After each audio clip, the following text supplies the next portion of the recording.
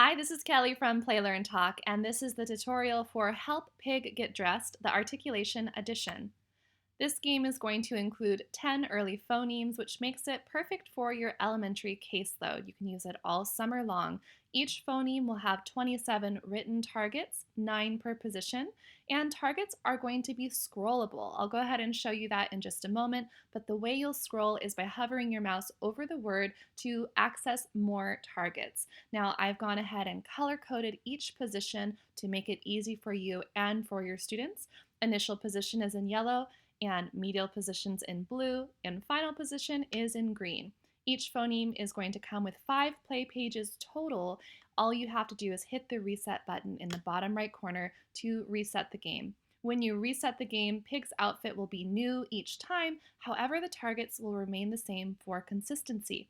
I recommend this game for first, second, and third graders on up.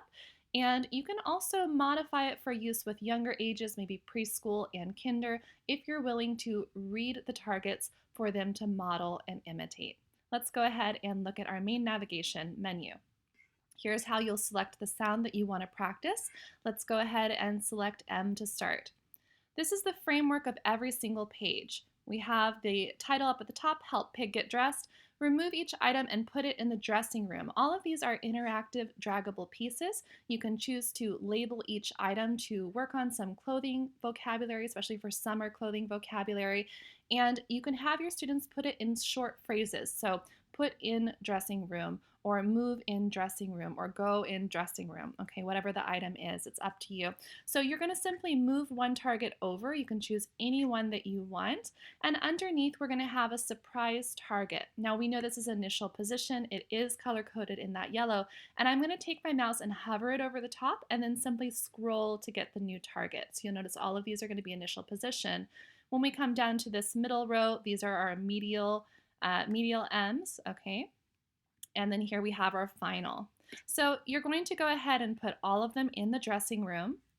And once they're all in there, what I like to do with my students is have them guess what they think Pig is going to choose to wear. Okay, it's really fun when you build up that anticipation, especially if you have a small group. You're going to have different answers, and students are going to be picking the items that they liked the most, right? So this gives natural opportunity later to talk about opinions and practicing what you liked and what you didn't like. Okay, so at this point, once your students or student has guessed what Pig is wearing, then you want to slide the door over and you're going to actually see what Pig chose to wear. So then this is your opportunity for your student to talk about what it is that Pig is wearing and maybe where they're going to go, okay, in this outfit.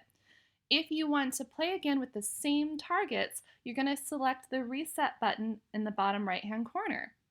So when you put all these items in and you slide the door over, Pig has a new outfit on. Now, if you have another student that's coming, maybe you played through the whole session and you have a student working on a different phoneme, then you hit the little house button and you come back to this main page here to select a new target.